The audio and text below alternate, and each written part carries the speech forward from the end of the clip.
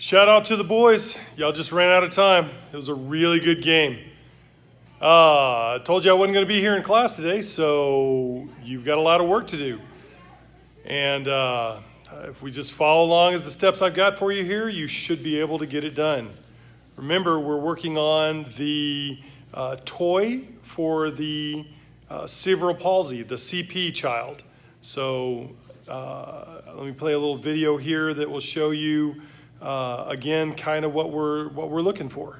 An example for someone whose arm maybe doesn't work so well. We want to first work on what we call range of motion. So let's say just the right hand is kind of tight. So we're first going to work on stretching all the fingers out. And if you think about what you do every day, if you want to play a game of cards, you have to be able to pick up the card and hold the card. And in order to do that, you need your fingers to open and close. You need your forearm to turn and your wrist to move up and down.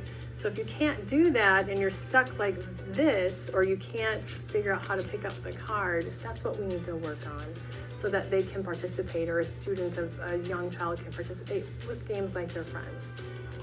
Dice games are really simple and they add weight. So if you play a game and you want to start with a bigger cup, because this is a grosser grasp, then you can shake it and stir it. But the weight of the dice makes this harder.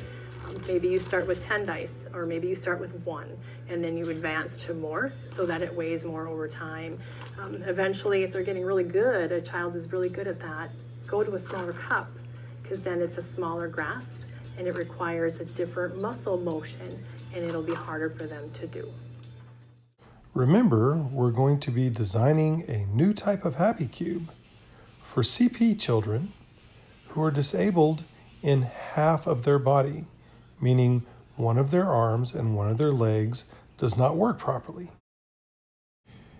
And you will use the design process to make sure that what you are creating will actually be a functional toy for these CP children. So we're going to start off and follow the design process while we're working on this project. The first step in the design process is to define the problem. In this situation, our problem is, and I need you to write it down in your own words. You can back up the video if you need to, but you need to write down the problem in your journal.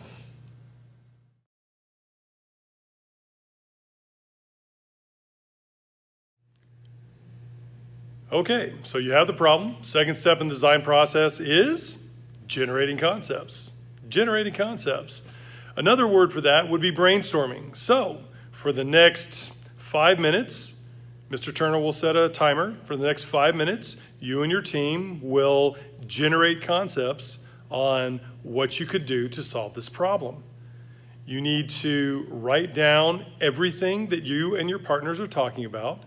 You can draw pictures, you need to use words, you can use bullets. I don't want sentences, but you need something specific because you are going to have to turn this into me. So you need to make sure you've got your brainstorming written down and what kind of ideas could you come up with.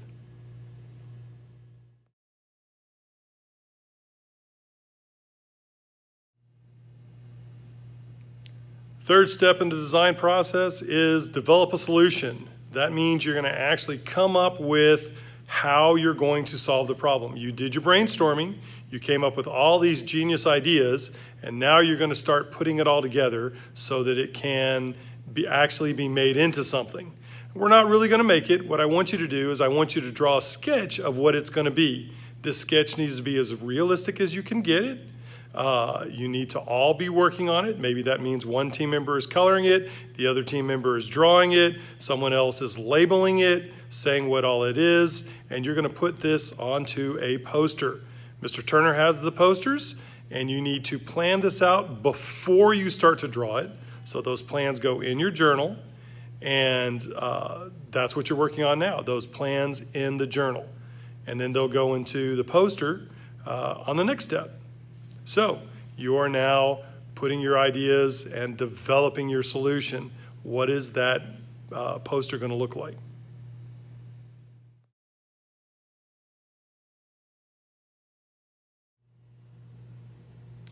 Fourth step in the design process is build and test.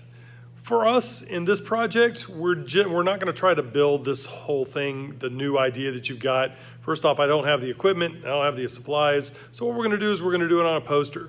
All those sketches that you've made, you're now going to do a final sketch. Your best drawer should probably do it. Someone needs to annotate it, someone needs to color it. It should be different people. You're going to have to come back and tell me who did what on here and who did what parts. And you need to have some information about how it is different for CP students. So the next slide in the PowerPoint from Mr. Turner will have how that poster is supposed to be laid out. You have until the end of class to get that poster done. Should be turned in regardless of whether or not you're finished at the end of class. Right, Tasha? Hey, please get your work done. Don't play around. Use your time wisely. This is the only day you're going to get to do this, and it is a summative grade. Right, Tasha? Tasha says, yes, it's a summative grade. Okay, get to work. Get to work. Okay, get to work. Get to work.